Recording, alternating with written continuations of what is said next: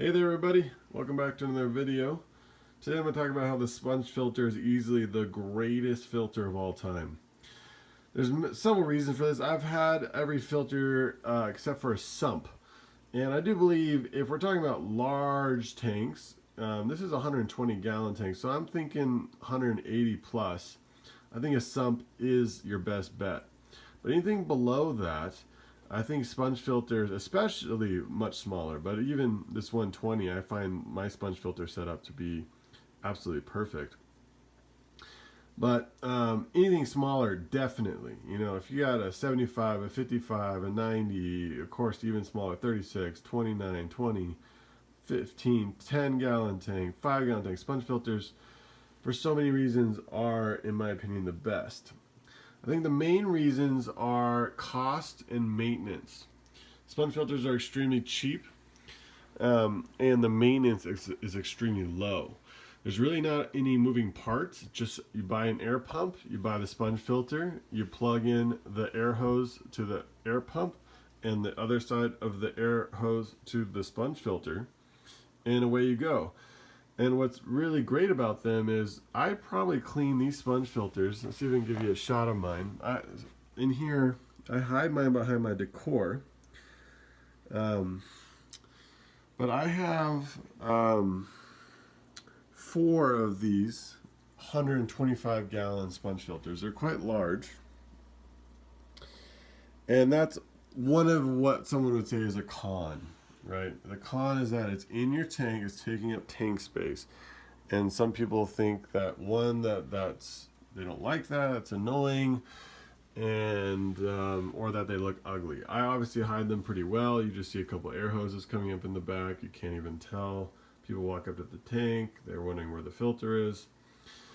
But for me, the trade-offs, the positives are well worth the negatives, right? So the negatives are, again, you're putting something inside your tank. It's taking up tank space. If you don't hide it well, people think it looks bad because it's just, you can see this thing in your tank.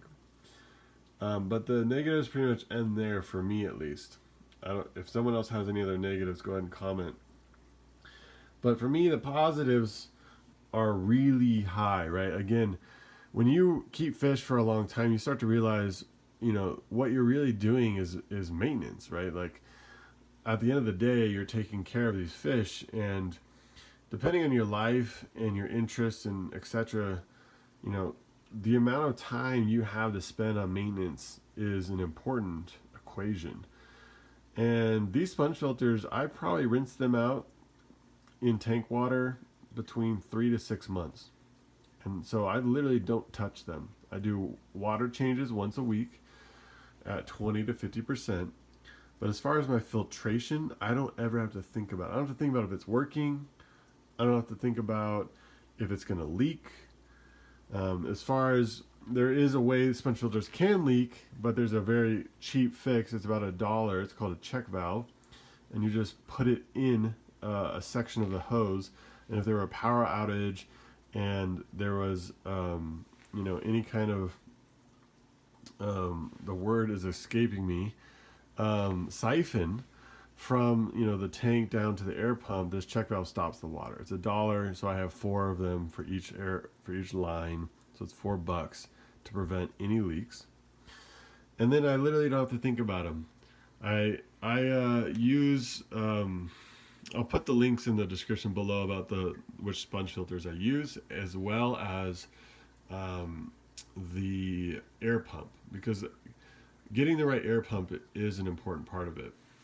But once you find those, once you get all that dialed in, I mean, it's like I've had so many canister filters, hang on the back filters, they're not working right, the propeller's not working or breaking, a canister filter leaking, or just the maintenance of them, messing with them. So, these sponge filters are just, it's a dream, at least for me, in the sense of, again, it's like, what's your life like? I have 2 kids, I work, I have a family. I want to have the most beautiful tank that I possibly can have, where people walk in to my house and go, wow, like, that's really cool. Like, I've never seen a fish tank like that. Like, whoa, that's amazing. I want that reaction with the least amount of work, right? And that kind of goes into that like kind of classic principle, like work smarter, not harder. So like, how can I achieve that the most easy way? And again, sponge filters, like, they're the best. It's sponge filters versus the world. You know, that's what it comes down to. They will do everything that any other filter will do, cheaper, more efficiently, more effectively, with almost zero maintenance. And some people say, oh, it doesn't polish your water. Well, look at my water. Tell me if these fish look like they're floating in air, right? Like, this water is as clear as any water I've ever seen. And yeah, if you really want like that, the most pristine, crystal clear, what I've even considered doing, because, you know, sure, anyone would want that. And again, as far as I can tell, this is incredibly clear. Like, I don't have any gripes with it, and that's why I haven't done this. But you can get a small, like maybe 5-10 gallon capacity, hang on the back, and just put polyfill in there, right? Just polishing. And you know, and just run that and just change that weekly with your water changes, and this water will be even more pristine. But, you know, honestly, it's just not worth it. Like, if, you know, it's plenty clear, plenty clean all the time without doing that. So sponge filters, they are absolutely amazing. Down in here you can see I have my air pumps. The lighting is here. Let me turn on the light real quick so you can see. This is right at my dinner table, just to give you a sense of where we're at here. So this is like the feature tank when people walk in the house or eating dinner.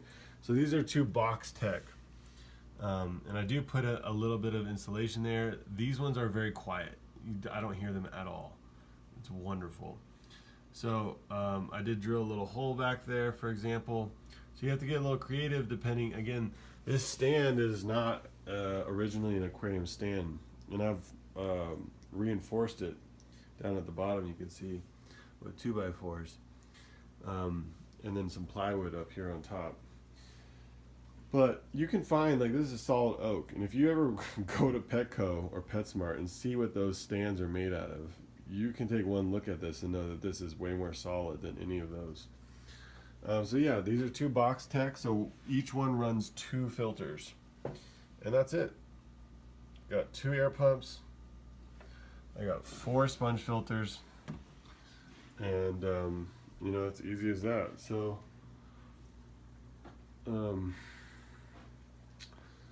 yeah, if you have any questions, comments about setup, again, I'm sorry I can't give you a great shot because I hide them so well, but I have 4 of them, 2 on each side.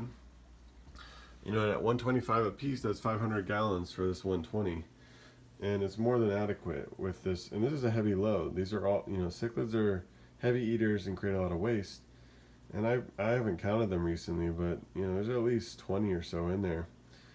And I have not had any issues with my water at all. And again, the maintenance part, I think that's, for me, the cost of maintenance are key.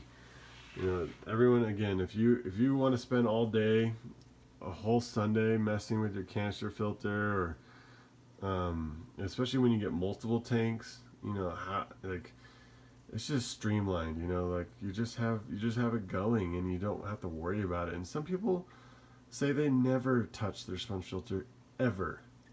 They literally just don't touch it and just do water changes, because all, you know, again, what it's doing, of course, which I didn't mention if you don't know, is it's just a giant sponge that is growing the beneficial bacteria that any filter media will do. So you're just, you know, it's just a huge volume of sponge for beneficial bacteria to grow, and you know, and they filter the tank for you. So yeah, if you got any questions, comments, go ahead and put those below.